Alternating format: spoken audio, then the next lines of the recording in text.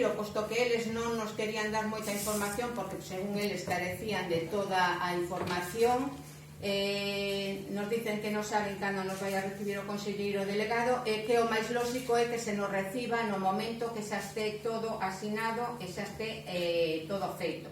Que tamén pode ocurrir que el fondo competente non asine esa venda, cosa que é prácticamente imposible. Unha vez que chega aí, sempre se dá o visto bon e se dá por finalizada a venda do hospital.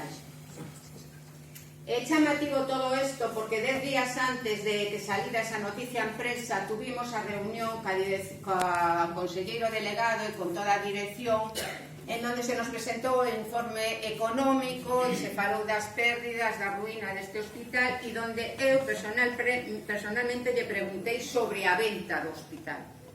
E contestou, despois de decir que non contestaba rumoroloxías e de irse por outras historias, que non.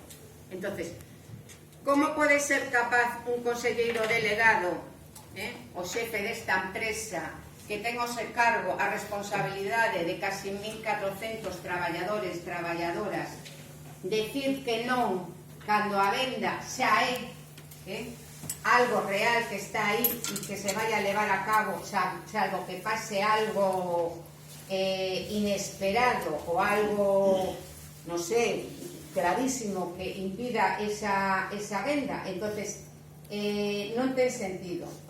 Logo tamén queremos decirvos que se están mandando, o sea, se están reunindo as xefes de servicio para que falen cos traballadores, para que se senten tranquilos, para que non vai a pasar gran cousa, todo vai ser maravilloso.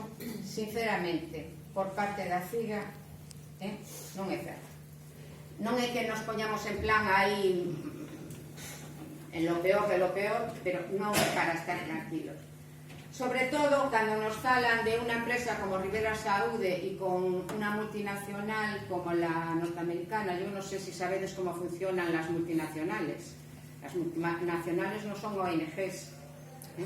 La multinacional funciona, eu quero beneficios, quero diñeiro e quero resultados, e se non os lo teño, os recorto de donde sexa, e de donde recortan sempre é da clase traballadora, vale? Hai que ter resultados, e se non fago eres, e se non, mirade todas as multinacionales que hai, como fixeron eres, como fixeron recortes, como subcontrataron e como fixeron un montón de historias. Las multinacionales son as que gobernan hoxe en día o mundo, entre eles, a banca e el IBEX, e todas esas historias son las que están manexando todo. E se non hai beneficios e cartos, van encima dos traballadores.